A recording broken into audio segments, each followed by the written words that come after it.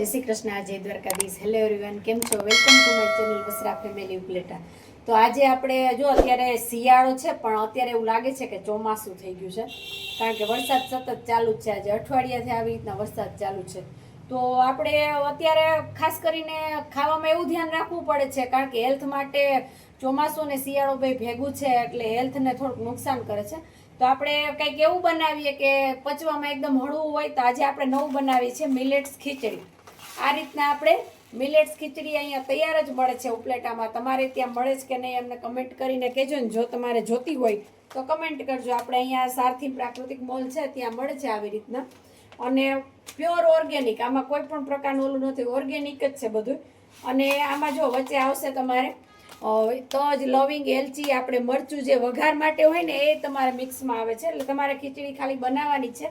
તમારે આમાં ઉમેરવું હોય, એડ કરવું હોય તો શાકભાજી, પછી મરચું, આદુ એ તમે નાખી શકો છો. બાકી બધું આમાં મિલેટ્સ કમ્પ્લીટ આવે છે. ચોખા છે, પછી રાગી છે, છડી દાળ છે, એટલે જે પચવામાં એકદમ ફોરા પડે ને એ બધા ધાન્ય આમાં મિક્સ કરેલા છે. એટલે આજે આપણે પણ પહેલી વાર ટ્રાય કરીએ છીએ. જોઈએ ખીચડી કેવી થાય છે. ચાલો આપણે આને ઓપન કરીએ અને જોઈએ કે એમાં અંદર શું છે. લોકવાળી સિસ્ટમ આવે છે, એટલે તમે લ્યો પછી પડી રહે તો બગડતુંય નથી તમારે. આવી રીતના ચેનવાળી થેલી આવે છે. આ જો બધા મસાલા તમને નજીકથી બતાવવામાં બધાય આવે છે. મરચું છે, તજ છે, લવિંગ છે, તીખા છે, બધું આમાં છે. સરસ. હવે આપણે ખીચડીને પહેલાં જોઈએ કેટલી છે. આપણે માપ કરી લેશું. આપણે જેટલી કરતા હોય એટલી રાખવાની છે. બાકી આપણે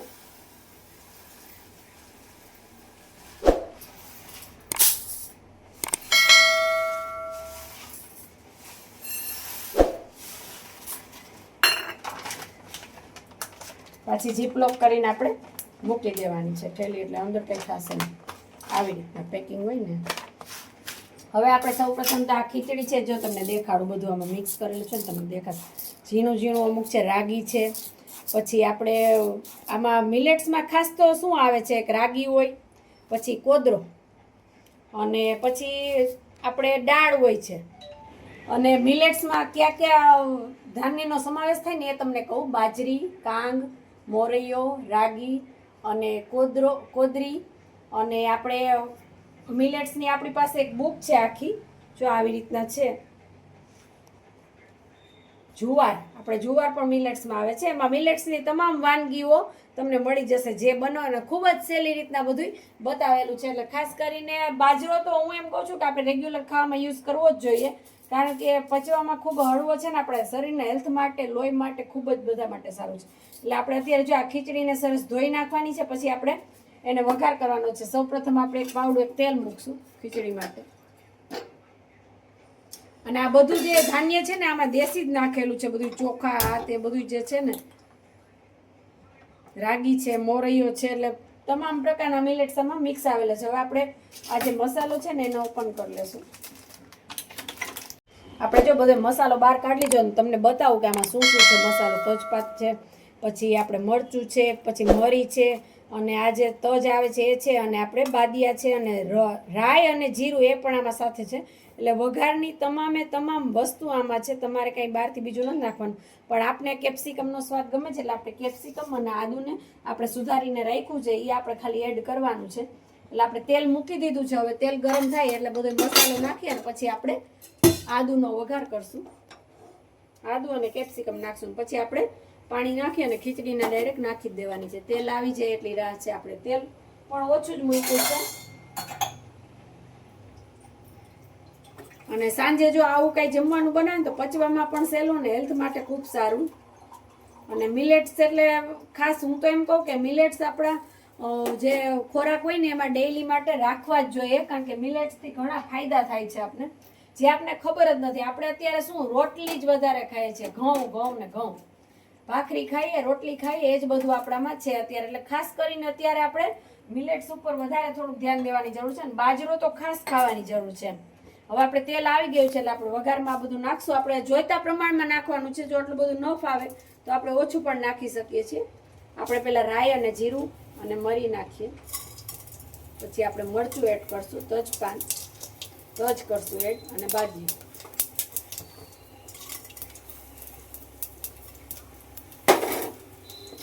હવે આપણે બધે વઘાર કરી દીધા છે. હવે આપણે લીમડાનો પણ વઘાર કરશું. સરસ સુગંધ આવવા માંડી છે.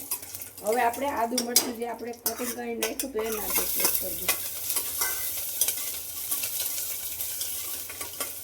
થોડીક વાર ચડી જાય એટલે આપણે એમાં પાણી એડ કરવાનું છે અને પછી બધા આપણે મસાલા નાખશું. મરચું થોડુંક ચડી જાય ને એટલે આપણે એમાં અને ખીચડી આમ તો મને લાગે છે સારી જ થશે, પણ આપણે છતાંય ટ્રાય કરીએ કે કેવી થાય છે, શું સ્વાદમાં શું લાગે છે ફેર. આપણે મિક્સ દાળની ખીચડી તો ઘરે બનાવીએ જ છીએ, એમાં ગાજર ને બધું આપણે નાખીએ છીએ, પણ આજે આ ખીચડી આપણે બનાવીએ છીએ પહેલી વાર. જો સરસ ચડી ગયું છે થોડું. હવે આપણે પાણી 2 ગ્લાસ એડ કરશું. એમાં આપણે 1.5 વાટકી છે એટલે હું 2 ગ્લાસ પાણી એડ કરું છું આપણે. અને 2 સીટી મારશો તો તમારે સરસ બધું ચડી જશે. હવે આપણે મસાલા એડ કરવાના છે. સૌપ્રથમ તો હળદર એડ કરશું, પછી મીઠું આપણે એડ કરશું. એ તમે સ્વાદ મુજબ તમે જેટલું ખાતા હોય એટલું નાખવાનું છે. આપણે જેવું તીખું લાગતું હોય, મોરું જે રીતના ખાતા એ રીતના. ચટણી એડ કરશું આપણે. ચટણી પણ આપણે કાશ્મીરી વાપરીએ છીએ. આ બધું સરસ આપણે મિક્સ કરી દઈશું અને હજી 1 ગ્લાસ આપણે પાણી એડ કરશું. પાણી જરૂરિયાત મુજબ તમે કેવી ઢીલી ખાતા હોય, કઠણ ખાતા હોય ખીચડી, એ મુજબ આપણે એડ કરવાનું છે. કારણ કે કુકરમાં ફેરવાય કેટલી સીટી એ ચડે શું થાય, એટલે તમે ગૃહિણી એને ખબર જ હોય છે કે આપણે કેટલું પાણી નાખવું કે કેટલું શું કરવું. આપણે આ બધું સરસ થઈ ગયું છે. હવે ગરમ થાય ને એટલે આપણે મિલેટ્સ જે છે એમાં ઉમેરી દેવાના છે. એટલે સીધું ને સટ એકદમ જલ્દી થઈ જાય એવો આ આપણો ખોરાક છે. સાંજે આપણે જો ક્યારેક ટાઈમ ન હોય તો આ જલ્દી કરી શકીએ છીએ. અને હેલ્થ માટે ખૂબ જ સારો એમ કે કોઈ પણ જાતનું આપણે આરોગ્ય માટે નુકસાન ન કરે એમ. ખૂબ જ સરસ. આમાં એટલું ફોરું બધું હોય છે. હવે આપણું પાણી પણ ઉકળી ગયું છે. આપણે ખીચડી એડ કરી દઈશું.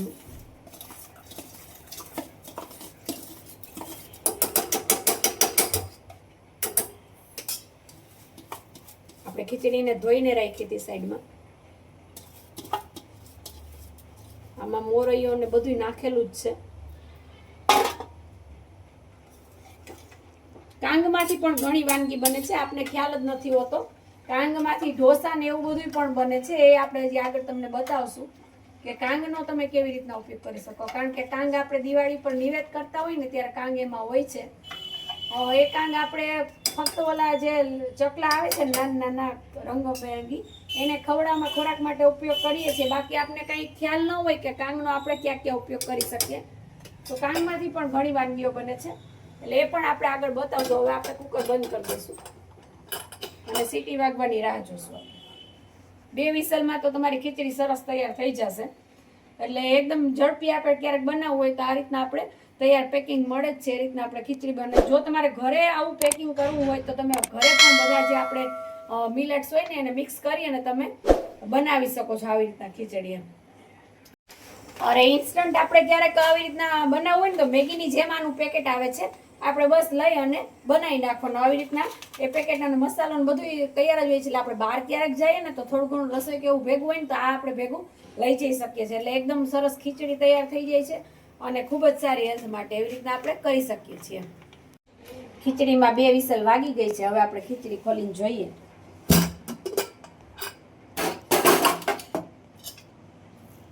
તો સરસ ખીચડી તૈયાર થઈ ગઈ છે.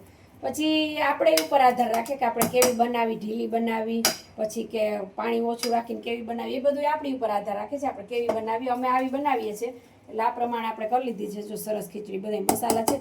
હજી આમાં તમારે શાકભાજી એડ કરવા હોય તો એ તમે કરી શકો છો. ગાજર છે, બટેટું છે. બટેટું તો આપણે હેલ્થ માટે ન સાંજે નાખીએ, પણ ગાજર ને એવું છે ને આપણે કેપ્સિકમ ને એ બધું વધારે પડતું આપણે નાખવું હોય તો નાખી શકીએ છીએ. એટલે આપણી ખીચડી સરસ તૈયાર થઈ ગઈ છે. તો તમે જ પણ જરૂરથી આ ખીચડીને એકવાર ટ્રાય કરજો. જો તમને પેકિંગ મળે તો બરોબર છે, નહીં તો ઘરે તમે પણ મિલેટ્સની આવી રીતના મિક્સ કરી અને ખીચડી બનાવી શકો છો. અને તમે જો ખીચડી બનાવો તો મને કમેન્ટ કરીને જરૂરથી કહેજો કે તમે ટ્રાય કરી કે નહીં આ ખીચડીને કેવી લાગી તમને ખીચડી. તો અમારા વિડીયોને લાઈક કરજો, શેર કરજો, કમેન્ટ કરજો. અને અમારી ચેનલ ઉપર જો તમે નવા હોય તો અમારી ચેનલને સબસ્ક્રાઈબ કરજો. જય શ્રી કૃષ્ણ.